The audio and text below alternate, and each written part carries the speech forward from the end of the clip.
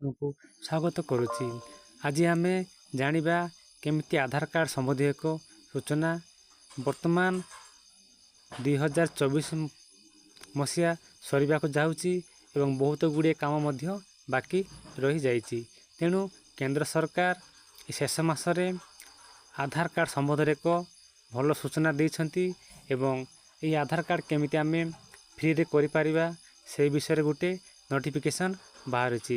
ଚାଲନ୍ତୁ ସାଙ୍ଗମାନେ ଦେଖିବା କ'ଣ କ'ଣ ଅଛି ଏହାର ଭିତରେ। ବର୍ଷର ଶେଷ ମାସ ଡିସେମ୍ବର ଆରମ୍ଭ ହୋଇଯାଇଛି। ଚଳିତ ମାସରେ ଅନେକ କାର୍ଯ୍ୟ କରିବାର ଶେଷ ତାରିଖ ମଧ୍ୟ ରହିଛି, ଯେଉଁଥିରେ ଆପଣଙ୍କ ଆଧାର ସମ୍ବନ୍ଧୀୟ କାର୍ଯ୍ୟ ରହିଛି। ମାଗଣାରେ ହେଉଥିବା ଆଧାର କାର୍ଡ଼ ଅପଡ଼େଟ୍ ଡେଡ଼ଲାଇନ୍ ଚଳିତ ମାସରେ ଶେଷ ହେଉଛି। Unique identification authority of India ମାଗଣାରେ ଆଧାର ଅପଡ଼େଟ୍ କରିବାର ଶେଷ ତାରିଖ 14 ଡିସେମ୍ବର 2024 ରଖିଛି। ତେଣୁ ଯେଉଁ ଭାଇ ଭଉଣୀମାନଙ୍କର ଆଧାର ଅପଡ଼େଟ୍ କରିବାର ଅଛି ତାହେଲେ 14 ଡିସେମ୍ବର ପୂର୍ବରୁ କରିନିଅନ୍ତୁ, ଯାହାକି ଫ୍ରିରେ ହେବ। ପୂର୍ବରୁ ଏହା 14 ସେପ୍ଟେମ୍ବର ରହିଥିଲା ବେଳେ ପରେ ଏହାକୁ 3 ମାସ ବୃଦ୍ଧି କରାଯାଇଛି। ନିର୍ଦ୍ଧାରିତ ତାରିଖ ପରେ ଆପଣଙ୍କୁ ଜରୁରୀ ଅପଡ଼େଟ୍ କରିବାକୁ ଟଙ୍କା ଦେବାକୁ ପଡ଼ିବ। ତେଣୁ ଆପଣ 14 ଡିସେମ୍ବର ପୂର୍ବରୁ ନିଜର ଆଧାର ଗୁଡ଼ିକ ଅପଡ଼େଟ୍ କରି ନିଅନ୍ତୁ।